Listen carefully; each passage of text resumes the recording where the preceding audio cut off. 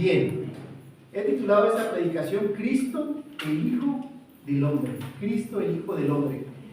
Esto del Hijo del Hombre es algo que aparece en el Antiguo Testamento. Se habla mucho del Hijo del Hombre, y se cumple en el Nuevo Testamento con Cristo. Y Jesucristo mismo es el título que más utilizó para hablar de sí mismo, lo usó 80 veces. Él podría haber hablado el Hijo de David, pudo haber dicho que era el Mesías, que era el Redentor, que era el Cordero, se dijo de sí mismo, pero él utilizó 80 veces esta palabra, el Hijo del Hombre. Tiene un significado, porque Jesucristo es 100% Dios y 100% hombre. Es a lo que se refiere. Y como el Hijo del Hombre se identifica con los seres humanos, siendo el hijo de Adán y a la vez siendo el Hijo de Dios, para poder solucionar el problema que nos metieron Adán y Eva, ¿no? De haber desobedecido a Dios.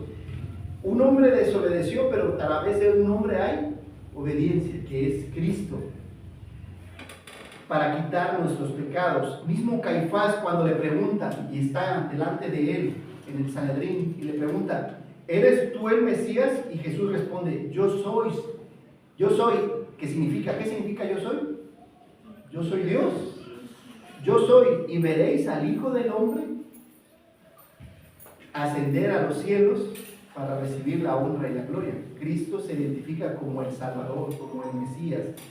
Mismo Daniel, cuando escribe Daniel, dice, señala: hay un Hijo del Hombre que en el futuro gobernará sobre todas las naciones. Y se refería, claro, a un hijo de los hombres, y se refería a Cristo, que en el futuro Él va a reinar sobre todas las naciones. Y cuando Juan escribe en el Apocalipsis, dice: y ve al Hijo del Hombre descender de los cielos para venir y gobernar. Entonces esa palabra la vemos aquí en este capítulo que acabamos de leer, la vemos repetidas veces. El Hijo del Hombre, ¿a qué se refiere? A alguien que se ha escrito, se ha mencionado lo que va a hacer esta persona. Nicodemo mismo, cuando Jesús está en la noche y le pregunta: ¿cómo puedo ser salvo?, le dice, pero al final le dice: y veréis al Hijo del Hombre levantado como la serpiente de bronce allá con Moisés en el desierto. Y se refería a él, que sería crucificado unos años más adelante. Incluso a sus discípulos le dijo varias veces: y veréis al Hijo del Hombre maltratado, escupido, lastimado, para poder morir por los pecados de la humanidad y ser exaltado. Entonces Jesucristo, y puedo seguir, son 80 veces, solamente para enriquecer un poco, que el Hijo del Hombre tiene autoridad para perdonar pecados y sanar. ¿Se acuerdan cuando estaba ya con el paralítico, que dice: el Hijo del Hombre tiene autoridad para perdonar los pecados? Y los fariseos decían: ¿quién es este? Pues el Hijo del Hombre, el Hijo de Dios. Y ahora vemos, ahorita acabamos de leer que el Hijo del Hombre tiene autoridad sobre el día de reposo, que es lo que estamos leyendo en Mateo 12. Ahora, hace esta mención, ¿no?, de que tenemos que descansar en el día de reposo. ¿Y a qué se refiere esto? Vamos a estudiar eso. A veces hay quienes no descansamos en Él, no solamente del trabajo, sino espiritualmente en Él, echando toda vuestra ansiedad sobre Él, porque Él tiene cuidado de nosotros. También vemos que los fariseos, por envidia, empiezan a hablar mal de Jesús y del Espíritu. Tú echas a los demonios fuera en el nombre de Belcebú, dice, pero espérate, dice, no puede ser dividido. Y dice: tengan cuidado de sus palabras, dice, porque darán cuentas de toda palabra ociosa, no solamente contra el Espíritu. Y a veces nos pasa a nosotros como creyentes, usamos mal las palabras, somos incrédulos, somos negativos cuando hablamos del gobierno, de las finanzas o de la iglesia. Y a final de cuentas salimos haciendo nuestra voluntad, porque su misma familia, su mamá, sus hermanos no creían que Él era el Hijo del Hombre. Y por eso llegaban y lo buscaban y le decían: hey, ven, vamos a la casa, deja de andar diciendo locuras, deja de andar enseñando, porque su misma familia no creía en Él. Y a veces pasa que nuestra propia familia nos tilda de locos y dice: ¿qué vas a hacer a la iglesia? No entienden que es algo espiritual. En ese capítulo, los fariseos y escribas acusaban a Cristo de no respetar el día de reposo y de ser aliado de Satanás. Su propia familia no creía en su poder para sanar, enseñar y predicar, porque ese era el ministerio de Jesús. Venía enseñando, predicando y sanando. Y ese es el ministerio que ha dejado la iglesia hoy. enseñar, para ser discípulos, predicar que en Cristo hay perdón de pecados y poder sanar a las personas, poder sanar espiritual, emocionalmente a las personas. El versículo a memorizar está en el 8, en el 12:8. Vamos ahí, si quieren, vamos a leer todos juntos. Mateo 12:8, todos juntos, 1, 2, 3. Porque el Hijo del Hombre es Señor del día de reposo. El Hijo del Hombre es Señor del día de reposo. ¿Qué propone Jesús en este capítulo? Porque Cristo es el Hijo del Hombre, tú debes servirle. Porque Cristo es el Hijo del Hombre, tú debes servirle. ¿Cómo? Descansando en Él. Descansando en Él. Dios dijo desde que la que creó a los cielos y la tierra, dijo que 6 días trabajarás y un día, ¿qué vas a hacer ese día? Descansar. Pero para adorar a Dios. Sí, vamos a ver qué significa esa palabra. Físicamente también de la semana para después ser más productivos, pero también el tener comunión con Dios. Y vemos aquí cómo empieza Mateo. Dice que los discípulos de Jesús tenían hambre, iban pasando por el campo en un día de reposo. Para ellos el sábado era el día de reposo. Y un sábado era permitido tomar espigas para el hambriento, sí. Para poder comer, sí. No para acabar toda la espiga. Entonces van pasando, toman espigas. Y luego los fariseos estaban viendo en qué se equivocaba Jesús, ¿no? Estaban viendo que eran criticones de chismosos. Estoy viendo en qué se equivoca. Y Jesús dice, a ver, ¿no supieron ustedes que cuando David tuvo hambre, se acuerdan que Saúl lo venía persiguiendo, entró al templo y tomó de los panes de la proposición que no le era permitido tomar, solamente a los sacerdotes? Los parte y los come junto a los que estaban con él, y no pasó nada porque había necesidad. Cuando puedes trabajar el día, lo mejor es dedicarlo al Señor. El día de reposo para nosotros es el domingo, porque celebramos la resurrección del Señor. Pero si tuvieses necesidad de trabajar, ni modo, hay que trabajar, pero procuramos siempre estar aquí el domingo para servir. Y después pone otro ejemplo, están los sacerdotes. Los sacerdotes el día de reposo, ¿qué hacen? Trabajan, ¿no? Porque es el día que recibían las ofrendas, los sacrificios, predicaban en las sinagogas y enseñaban, y el sacerdote tenía que trabajar. Es como mi caso, pues yo ahorita estoy trabajando, ¿no? No pondrás posar por que trilla, ahí me lo toman en cuenta ahorita. Y estoy trabajando, y entonces no es pecado, porque hay una necesidad. Primero, había necesidad, y segundo, es algo, cuando es algo espiritual, ¿no? El poder trabajar y poder predicar. Y de ahí menciona a Habacuc. Dice, como dije, ustedes no han entendido que quiero misericordia, quiero y no sacrificio. Y entonces entenderían, pero como ustedes nada más andan viendo en qué se equivoca la gente, andan de criticones, por eso el pecado es lícito poder hacer el bien el día de reposo. Sí, el Señor Jesús contesta que sí. Y vemos después que Jesús se aleja de los sembradíos y llega a la sinagoga. Y ve a un hombre, hablando del día de reposo, en el mismo día de reposo sucedió todo esto. Llega a la sinagoga, como que iban a la sinagoga, y ve a un hombre con una mano seca, ¿no? Y le preguntan, ¿no? Lo tientan nuevamente a Jesús, ¿es sano, o es bueno, o es lícito hacer el bien el día de reposo? ¿No? Para tentarlo. Y Jesús les contesta con una oveja, ¿no? Dice, ¿quién de ustedes, si su oveja cae en un pozo o un ganado cae en un hoyo, no va y lo levanta y lo salva, porque se va a morir, se va a ahogar? No va a aguantar al día de mañana que los fariseos habían hecho del día de descanso una gran cantidad de leyes que no estaban en la palabra de Dios, que no debes de caminar más de tantos kilómetros. Y entonces por eso una sinagoga cerca, y si te quedaba lejos no te podías congregar, que no podías prender fuego, que no podías cocinar, que no podías, sí, el asunto era no trabajar, pero ellos pusieron una cantidad de reglas que no podías hacer y ya no podías hacer absolutamente nada. Y en lugar de ser una bendición el día de reposo, era una carga, porque tenías que andar viendo si no pecabas.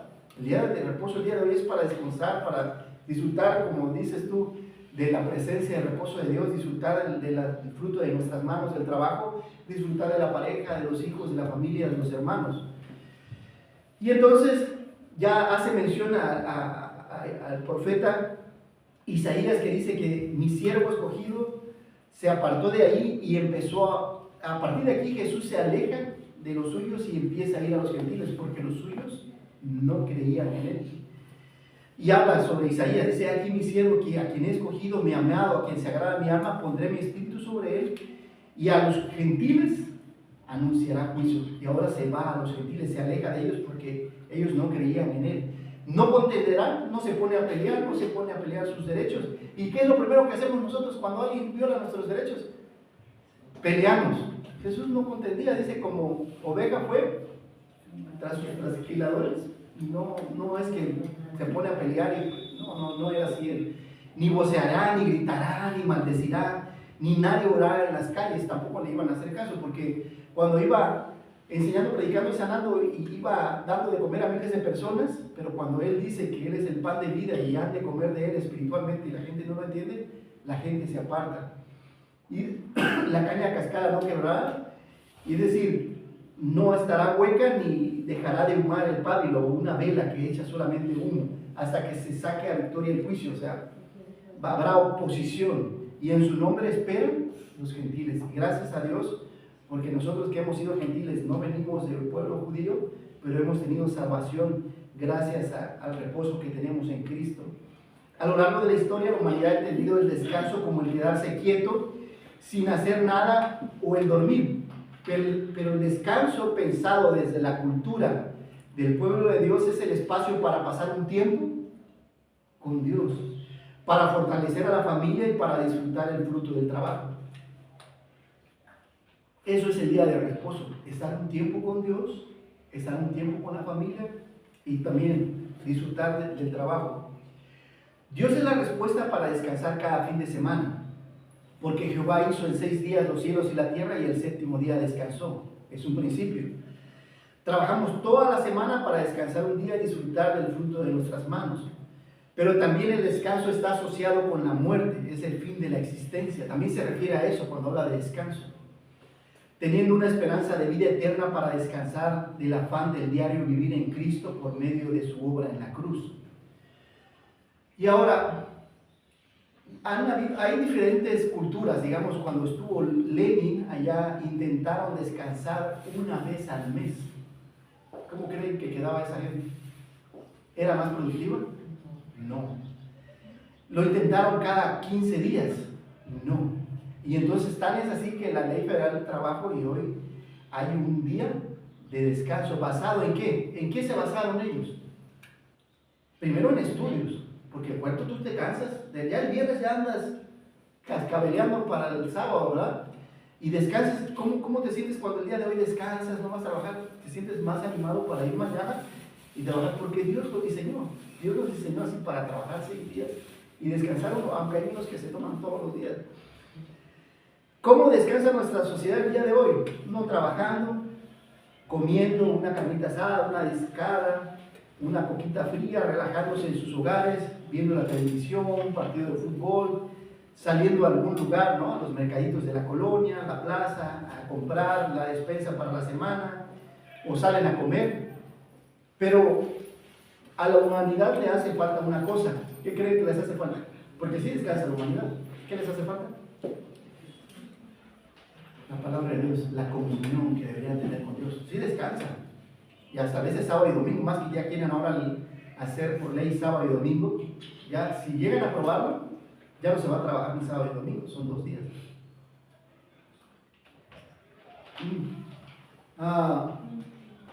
Pero tener un tiempo para agradecer a Dios es lo que hace falta. Y decirle: Señor, gracias. Gracias por la vida, gracias por la salud, gracias por el trabajo, gracias por la familia, gracias por todo lo que me has dado para poder tener. ¿Qué quieres que aprenda? ¿Qué cosas quieres que mejore, perfeccione en mi vida? Con mi pareja, con mis hijos, en mi trabajo, en la iglesia. Y ahora, ¿cómo lo hacemos? ¿Cómo descansamos? Viniendo a la iglesia puntualmente y adorando a Dios, teniendo comunión con los hermanos, aprendiendo de su palabra para ser discípulo de Cristo, con el propósito de alcanzar a otras personas para Cristo y que entiendan la paz y el gozo que tenemos al descansar en el Evangelio. Descansar un día en la semana recupera al ser humano y le permite a la naturaleza reconstruir el ciclo natural, ¿no? Hasta la naturaleza descansa de que estamos quitándole. La misma naturaleza descansa con el propósito de seguir produciendo.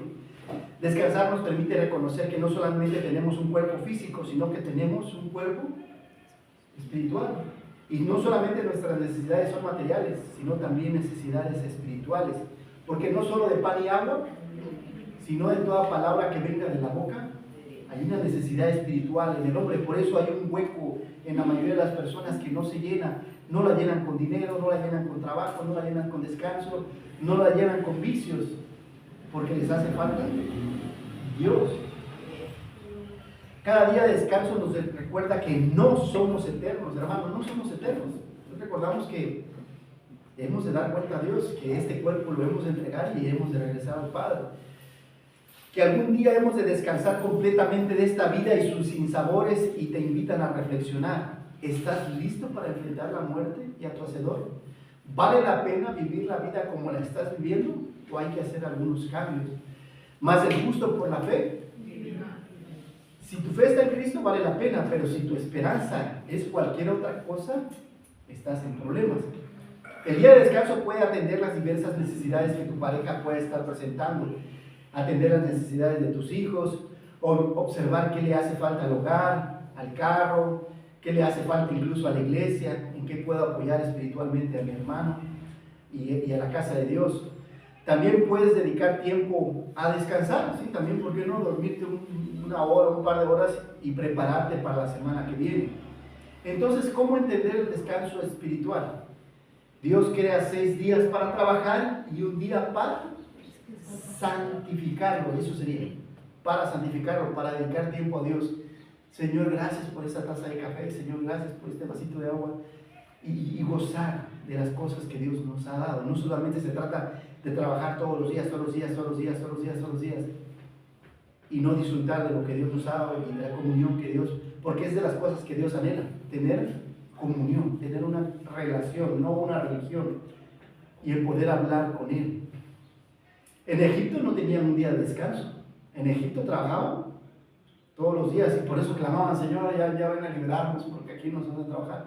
Y después Moisés instituye el día obligatorio de descanso, porque Dios ya lo había instituido en la creación.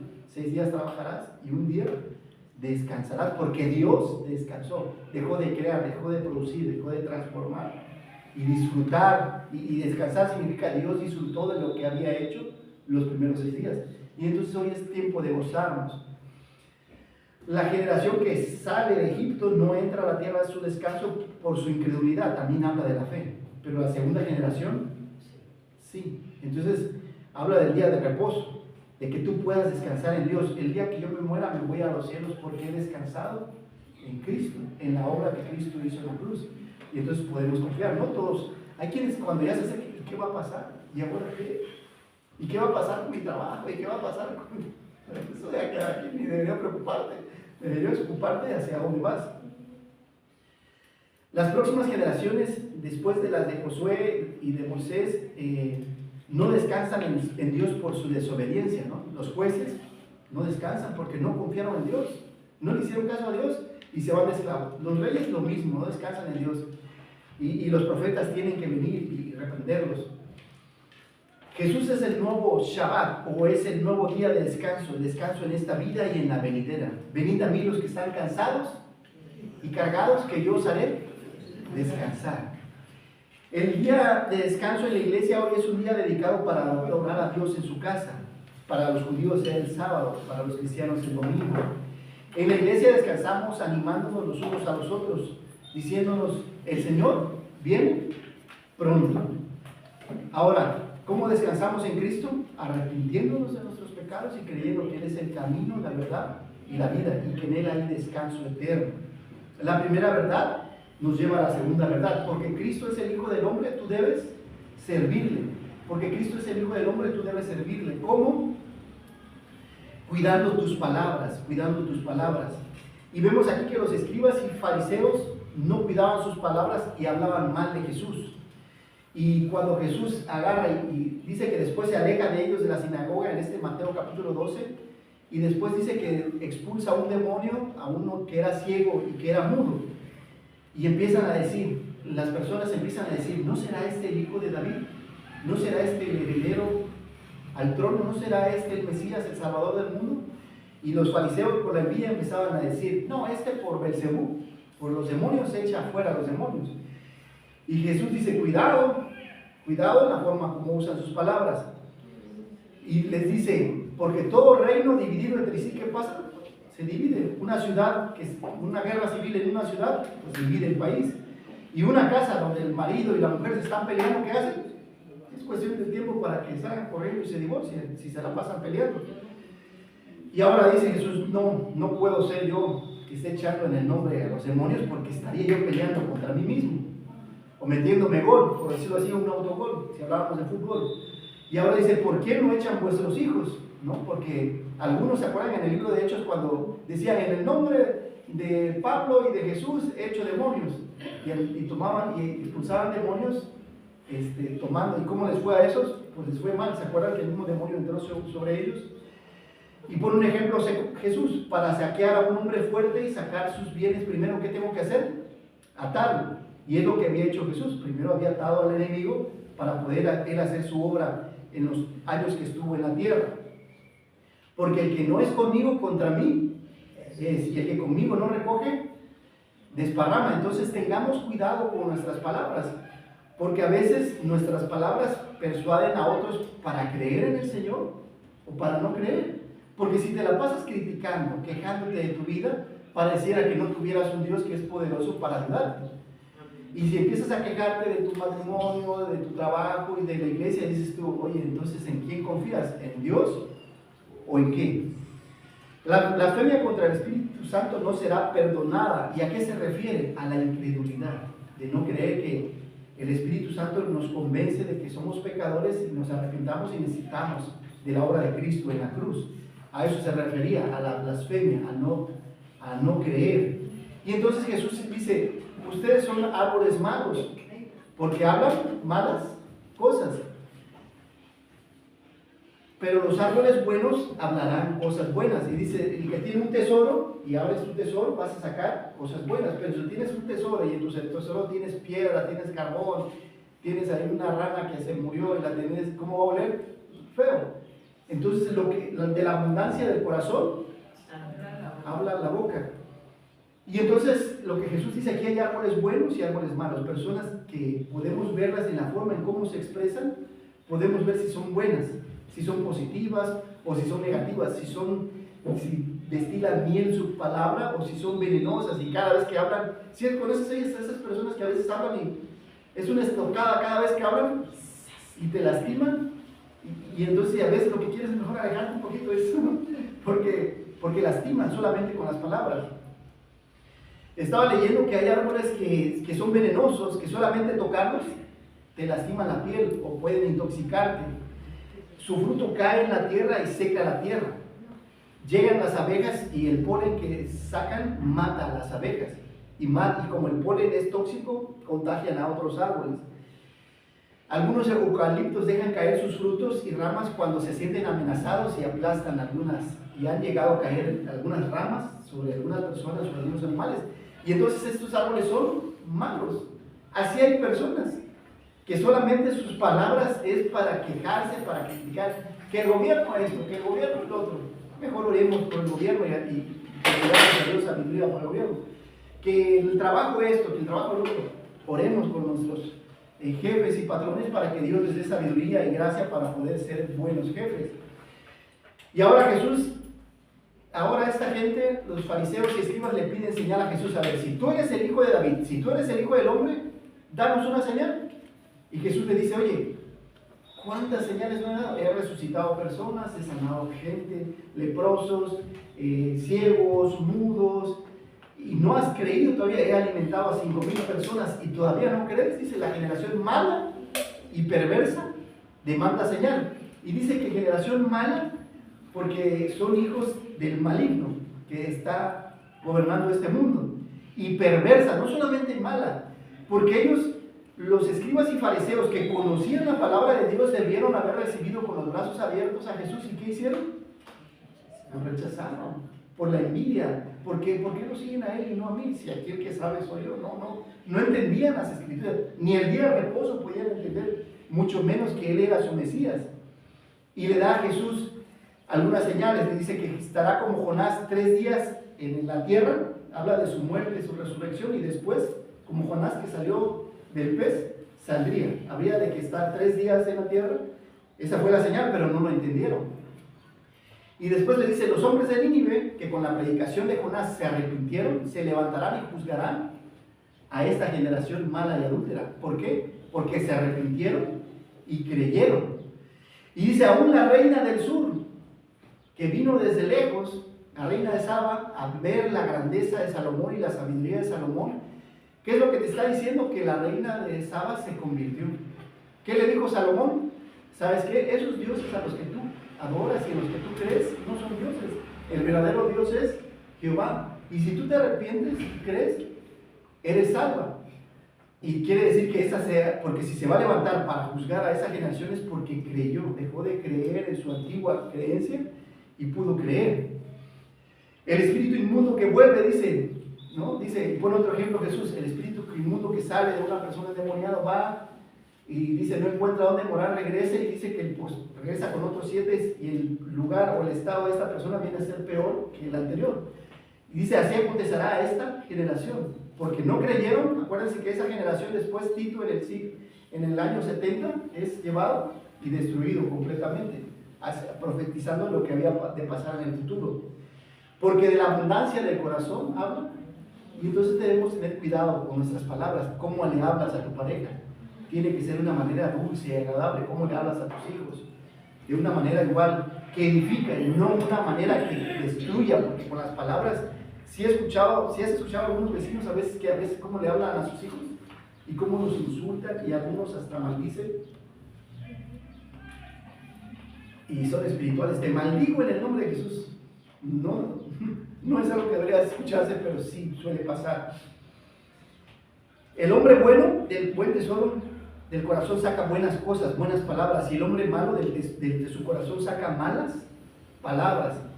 Mas yo digo que de toda palabra ociosa que hablen los hombres, de ella darán, no solamente de no creer en el Espíritu Santo, que nos da salvación, sino por medio de Cristo, sino de las palabras hemos de dar cuentas delante de Dios.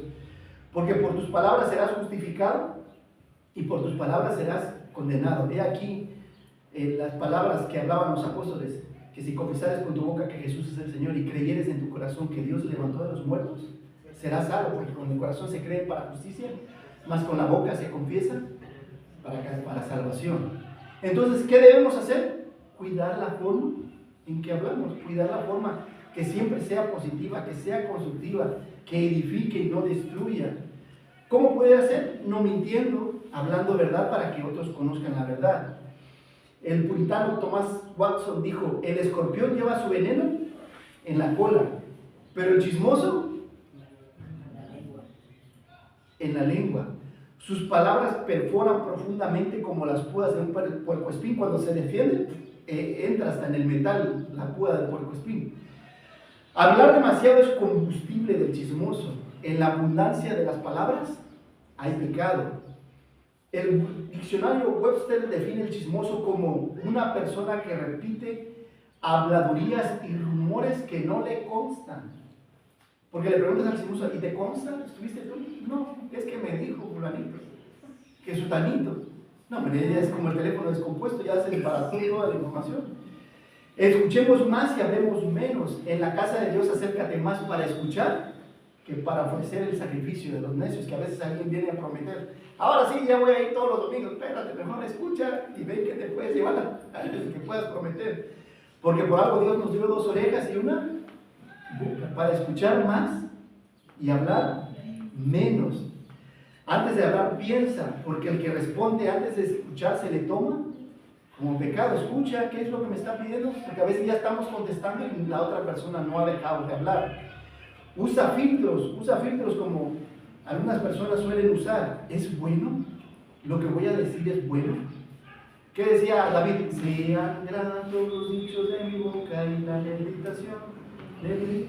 Entonces, ¿es bueno para los oyentes? A fin de dar gracia a los oyentes. ¿Es verdad? ¿O es mentira? ¿O es un chisme? ¿O alguien me contó? Me consta.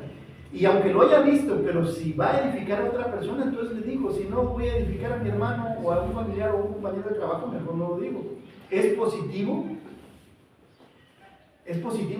lo que voy a decir, va a edificar a otras personas. Ninguna palabra corrompida salga de vuestra boca, sino la que sea buena para la necesaria edificación, a fin de dar gracia a los oyentes, porque nos están escuchando. La forma en que usamos nuestras palabras demuestra mi madurez espiritual. La manera en cómo utilizamos nuestras palabras revela lo que hay en mi corazón. Y entonces tú quieres conocer a una persona, escúchala atentamente. Y podemos ver lo que hay en su yo interno. ¿Quién es esa persona? Hay personas que son negativas, que son criticonas, que son juzgonas. Es lo que hay dentro. Pero aquella que es positiva, que está alegre, que le ve a todo lo malo, le pone sal, vemos qué es lo que hay dentro de nuestro corazón. Nuestras palabras delatan quiénes somos. Así que tengamos cuidado al hablar, que nuestras palabras sean buenas y no malas, que sean positivas y no negativas, que edifiquen y no destruyan la vida de las personas que nos rodean. ¿Por qué deberíamos cuidar nuestras palabras? Porque nuestras palabras construyen. Es correcto. Pero también nuestras palabras pueden ayudar y motivar a las personas a seguir adelante. Las palabras son una herramienta para una buena comunicación con Dios. Nuestra pareja, nuestros hijos, en el trabajo, la iglesia. Vaya, Dios permitió que nos comunicáramos por medio de la palabra, por medio del idioma, pero lo hagamos de manera propia. Somos valorados por nuestras palabras. Nuestras palabras no son solo sonidos, sino que definen cómo los demás nos perciben, sienten y tratan. Cuidemos de nuestras palabras. La segunda verdad nos lleva a la tercera verdad. Porque Cristo es el Hijo del Hombre, tú debes servirle. Porque Cristo es el Hijo del Hombre, tú debes servirle. ¿Cómo? Haciendo su voluntad. Y ya vemos los últimos versículos que Jesús, que había estado en el campo primero, explicando con los apóstoles, entra a la sinagoga, después se aleja de ellos porque no creían en él, y dice que estando ahí con los discípulos, dice, viene su mamá y sus hermanos, viene María y dice, hey, Jesús, vente, vámonos, deja de andar enseñando, predicando y sanando, porque no creían en él. ¿Y qué es lo que dice Jesús? Señalando a sus discípulos, dice, el que hace la voluntad de mi Padre, este es mi Padre, mi madre y mis hermanos, esta es mi familia, los que hacen la voluntad de mi Padre, y tú vas a luchar con hacer tu propia voluntad. ¿Cómo puedo conocer la voluntad de Dios para mi vida? Hay personas que tienen 50 años de ser creyentes y no tienen la menor idea de cómo conocer la voluntad de Dios.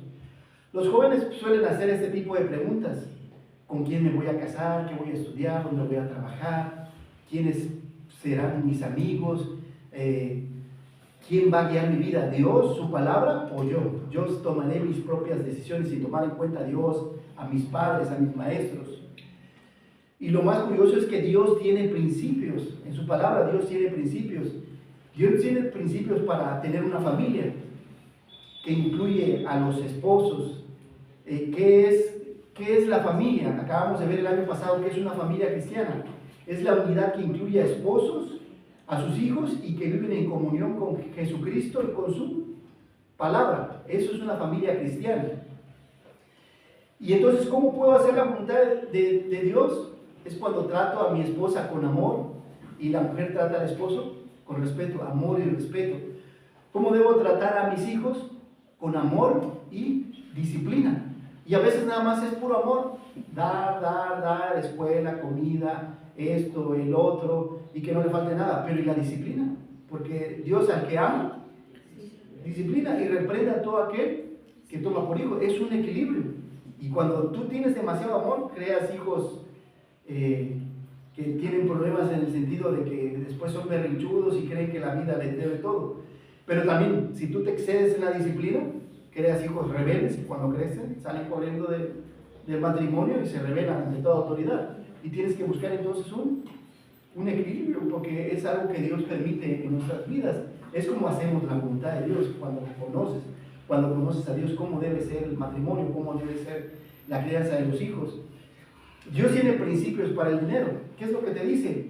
Trabaja, ahorra el 20%, invierte. Pero como no le hacemos caso, ¿qué hacemos? Trabajamos y hasta a veces toda la semana. ¿Y qué hacemos? ¿Ahorramos? No solamente el 100%, a veces nos gastamos hasta el 120%, ¿verdad? 130%, y a veces debemos más. Ya llega la quincena y la debemos.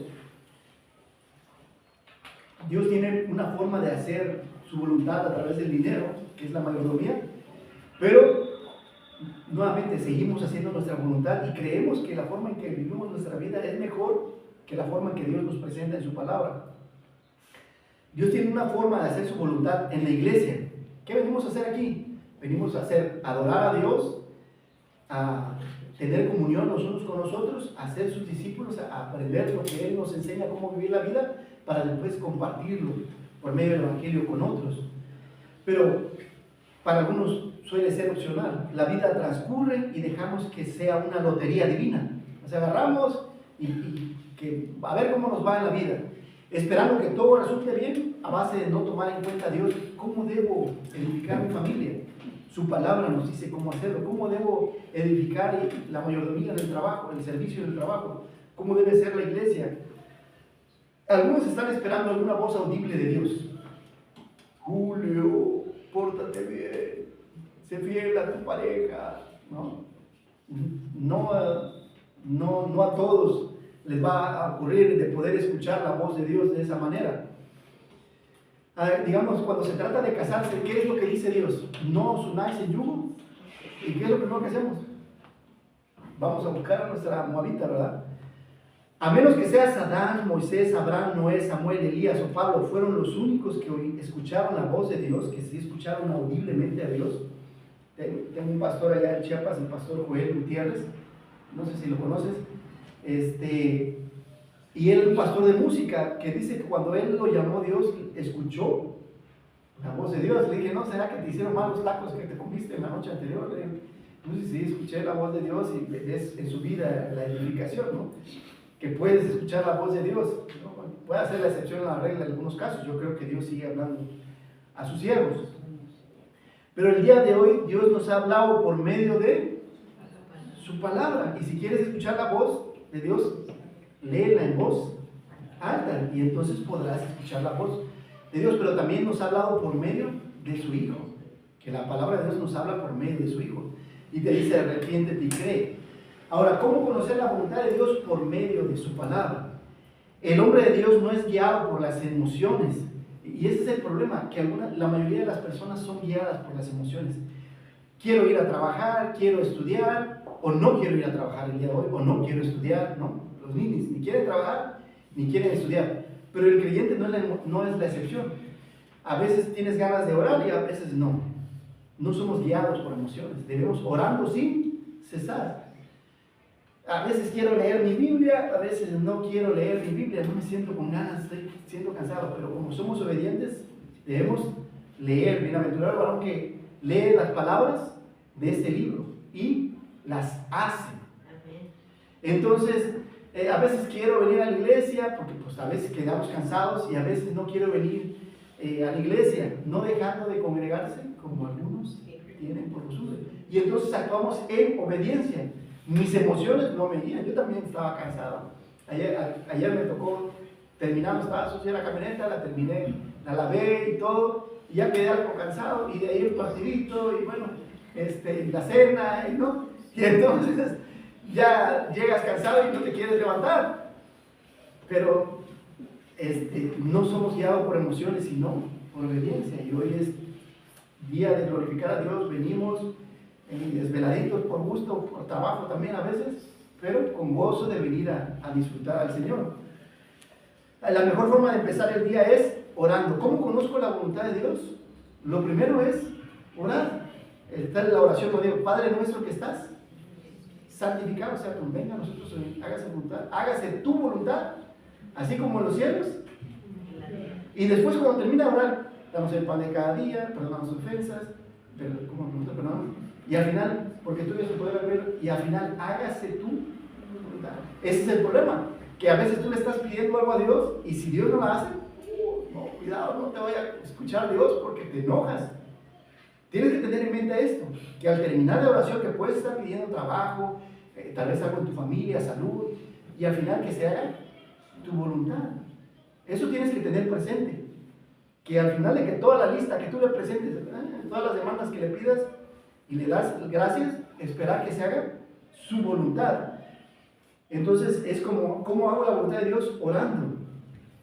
Cuando Jesús estaba orando en el huerto de Getsemaní antes de ir a la cruz, en agonía, dice: Señor, si es posible, pasa de mí esta copa, pero no se haga mi voluntad, sino. Jesús no quería en la carne ir a la cruz, sabía lo que le esperaba. Pero digo, si no hay otra forma, pues ni modo. Pero a veces Dios nos va a meter también, van a ver, en el trabajo va a haber sufrimiento, a veces hay choques, en el matrimonio hay diferencias, hay discusiones con los vecinos, con la familia. Pero Dios dice: tú confía en mí y sigue haciendo mi voluntad y yo te voy a sacar adelante. Y Dios, Cristo después tuvo la gloria de ser sepultado y resucitar para poder darnos vida eterna por medio de su obra. Ahora, ¿quieres saber la voluntad de Dios? Tienes que sacrificar tu ego, tu carne, tu propia agenda, tu propia voluntad, tus propios deseos, tus propios anhelos, tus esperanzas, planes y ambiciones. De lo contrario, no conocerás la voluntad de Dios, porque tú vas a seguir: yo quiero esto, sí, pero bueno, puede ser que, y al final de cuentas va a ser un hoyo tan grande, porque se trata de llenar un hueco que nunca se va a llenar, que solamente puede ser llenado por Dios.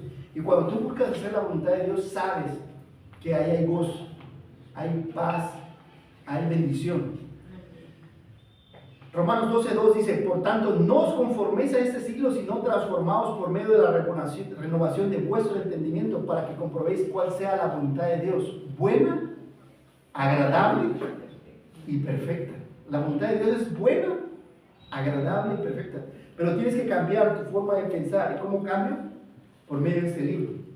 ¿Cómo ve Dios la vida? Y empezar a vivir la vida como Dios la ve. Si tú vives la vida como la vive este mundo, es probable y muy seguro que no entiendas el motivo o el propósito por el cual Dios te ha dado vida y vida eterna en Cristo Jesús.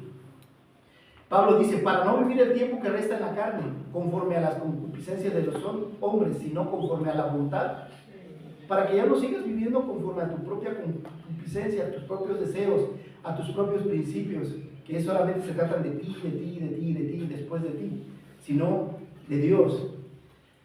Porque manifiestas son las obras de la carne, que son adulterio, fornicación, inmundicia, lascivia, idolatría, hechicerías, enemistades, pleitos, celos, iras, contiendas, disensiones, herejías, envidias, homicidios, borrachera, orgías y cosas semejantes a esas, acerca de las cuales os amonesto, para que no andemos en la carne. ¿Cómo conocer la voluntad de Dios? Andando en el Espíritu y no en la carne. Mas el fruto del Espíritu es amor, gozo, paz, paciencia, benignidad, bondad, fe, mansedumbre y templanza. Contra tales cosas no hay ley. La voluntad de Dios podemos dividirla en tres categorías. La voluntad de Dios la podemos dividir en tres categorías. Una voluntad de propósito, voluntad de deseo y voluntad de obediencia. ¿Qué es esto? Voluntad de propósito. Dios ha hablado y se va a hacer como Él dijo. Dios creó un huerto de Edén, Adán y Eva, para que vivieran con Él, pero el hombre pecó. Y bueno, y Dios diseñó un plan de salvación. Pasó el tiempo: patriarcas, jueces, reyes, profetas, apóstoles. Cristo viene, muere en la cruz, soluciona lo que da. Por un hombre entró el pecado a toda la humanidad, pero por la obediencia de un hombre, la salvación para toda la humanidad. Viene el tiempo de la iglesia, 2000 años ya. Viene Cristo, reinará con nosotros 1000 años en la tierra, y Dios va a crear un cielo nuevo y una tierra nueva donde estemos con Él eternamente. La voluntad de Dios era estar con nosotros y Dios la va a cumplir. Esa es la voluntad de propósito. No hay nada que Dios haya diseñado que no se cumpla. Dice que mi palabra se cumplirá hasta la última tilde será hecha. Es una voluntad de propósito. Voluntad de deseo. Dios también tiene deseos. Dios desea que todos los hombres procedan al arrepentimiento. Él quiere que le amemos, que nos arrepentamos, que nos alejemos del pecado, de la carne, del mundo, que no le hagamos caso al enemigo. Es una voluntad de deseo. No todos, al final de cuentas, entendemos que, porque nos ha dado libre albedrío, y no todos se arrepentirán, no todos creerán, no todos le seguirán, no todos serán su deseo. Y tercero, la voluntad de obediencia, que obedezcamos por voluntad propia a Dios, que creamos. Cuando dice Dios, he aquí yo soy con vosotros todos los días hasta el fin del mundo, que le creamos. Venid también los que estén cansados y cargados, que yo os haré descansar, echándolos sobre él todas vuestras ansiedades, porque él tiene cuidado de vosotros. Y que le creamos, que vivamos en obediencia a su palabra, que escucho hoy. A ver, ¿qué debo hacer en esta semana? Ah, porque Cristo es el Hijo del Hombre, yo debo servirle. ¿Cómo puedo servir a Dios en esta semana? Descansando en él. ¿Cómo? Cuidando mis palabras. ¿Cómo le hablo a mis compañeros en el trabajo? ¿Cómo le hablo a mi pareja? ¿Cómo le hablo a mis hijos?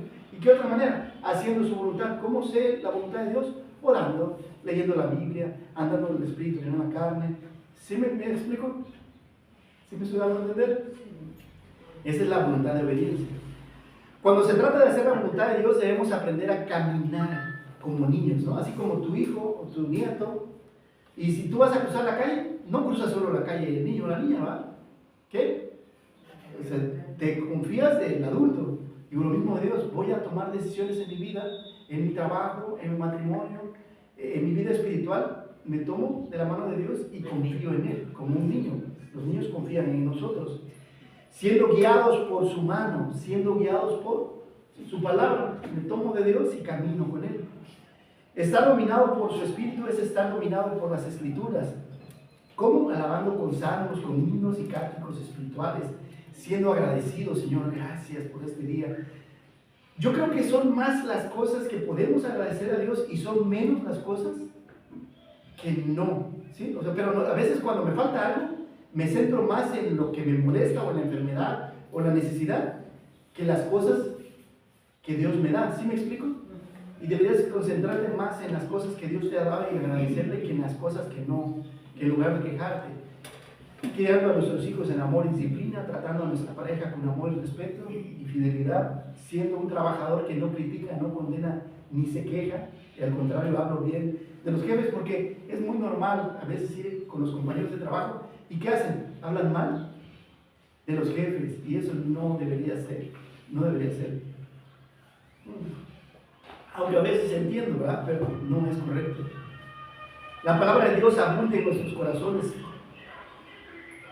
en abundancia, siendo fieles mayordomos de las riquezas que Dios nos ha dado. ¿Cómo puedo hacer la voluntad de Dios? Administrando bien usando la mayordomía, ahorrando y invirtiendo. Son cosas que Dios nos aconseja en su palabra y ya lo hemos visto cuando hemos visto el principio sobre el dinero. ¿Cuál es la voluntad de Dios para mi vida? Primero, ser salvo, arrepentirme y creer que en Cristo hay perdón de pecados y salvación y vida eterna. Segundo, ser lleno del Espíritu Santo, andar en el Espíritu y no en la carne. Y ya les dije, manifiestas son las obras de la carne: adulterio, fornicación, inmundicia, lascivia, disensión, pleitos, lo que les leí. Y el Espíritu también, amor, gozo, paz, paciencia, benignidad. Y andar en santidad. 3 cosas para mi vida: ser salvo, ser lleno del Espíritu y santidad. Dios, el fruto de vuestra salvación es vuestra santificación. Por eso debemos no solamente orar por nosotros, sino que también orar por los demás. Exhorto ante todo, dice Pablo, que se hagan rogativas, oraciones, peticiones y acciones de gracias por todos los hombres, por los reyes, por todos los que están en eminencia, en autoridad, para que vivamos quieta y reposadamente en toda piedad y honestidad. Porque esto es bueno y agradable delante de Dios nuestro Salvador, el cual quiere que todos los hombres sean salvos y vengan al conocimiento de la verdad. Porque hay un solo Dios y un solo mediador entre Dios. Ahorita que hay una guerra entre Estados Unidos, Israel e Irán, ¿es correcto? Debemos estar orando para que Rusia y Ucrania, para que no ratito México se mete y se vaya a pelear con Ecuador o con algún otro país. Llenos del Espíritu, no sembráis con vino en el cual hay disolución, antes bien sed llenos de la palabra de Dios. La voluntad de Dios es vuestra santificación, que significa pureza, separación del pecado, del mundo. Le doy la espalda al mundo, dejo de mentir y hablo verdad, dejo de robar y trabajo para que otro pueda ayudar a otros.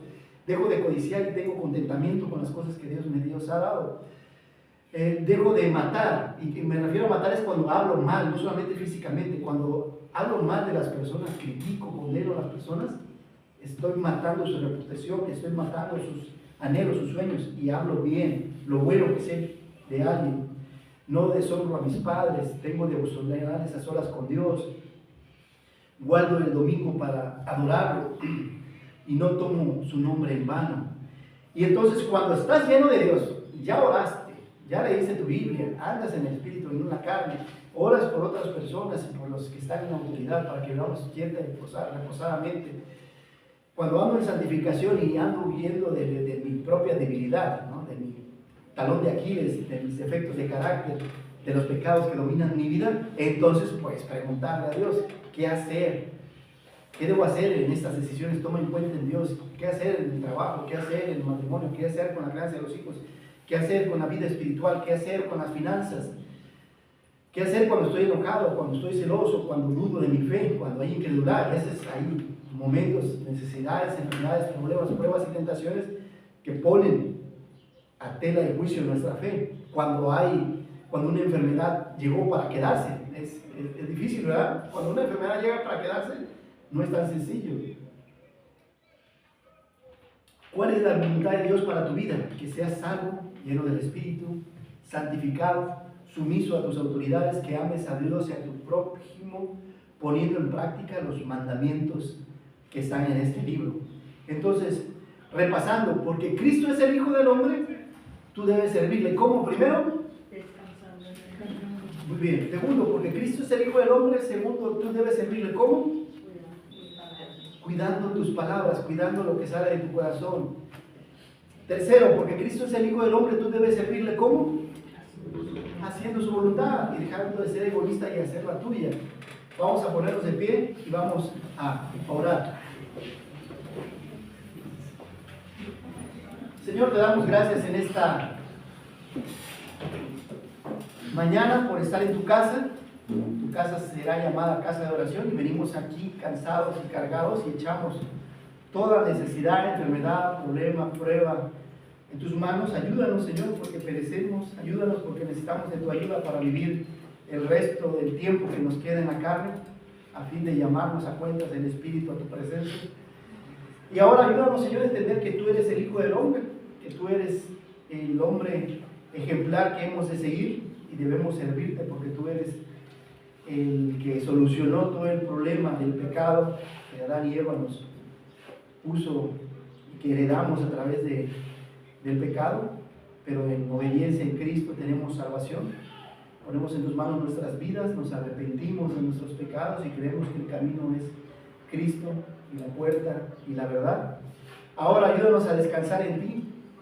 Nuestras vidas, nuestros trabajos, nuestros matrimonios lo ponemos en tus manos. Ayúdanos para hacerlo bien, Señor, porque tú sabes que el mundo, el enemigo quiere y la misma carne quiere que fracasemos en las cosas valiosas que tú nos has dado. Así que ayúdanos a dedicarle este tiempo a ti primeramente y también a lo que nos has dado. Ayúdanos a cuidar nuestras palabras, que sean gratos, las palabras que salen de nuestras bocas, que edifiquen, que sean positivas, que construyan, y no todo lo contrario, que no nos dejemos en la negatividad, el chisme, la crítica por un lado. Ya bastante hay en este mundo. Con los medios de comunicación tenemos más que suficiente, Padre. Ayúdanos a que salgan cosas buenas, pero para que puedan salir cosas buenas tenemos que llenarlo de tu palabra para que puedan salir cosas buenas. Y ayúdanos a hacer tu voluntad, Padre. Primero siendo salvos, que en Cristo hay salvación. Siendo llenos de tu Espíritu Santo, Padre, siendo llenos de tu palabra, santificándonos, luchando contra el pecado, contra el mundo, contra la carne, contra el enemigo cada día, y alejándonos de todo lo malo y acercándonos a todo lo bueno, a lo que a ti te agrada, a tus palabras, a los mandamientos, orando por otras personas que no te conocen y por las autoridades. Bendice al pueblo de Israel, a Estados Unidos, a Irán, de esas guerras, Señor, las ponemos en tus manos, Rusia y Ucrania y muchas otras guerras que hay en el mundo, Padre, que podamos vivir quieta y reposadamente. Te pedimos que le des sabiduría y gracia a nuestra presidenta Claudia, y danos sabiduría y gracia para poder vivir esta vida. Ayúdanos a poner en práctica estos 3 puntos, el descansar en ti, cuidar nuestras palabras en esta semana, Señor, y hacer tu voluntad antes que la nuestra. En Cristo te damos gracias. Amén.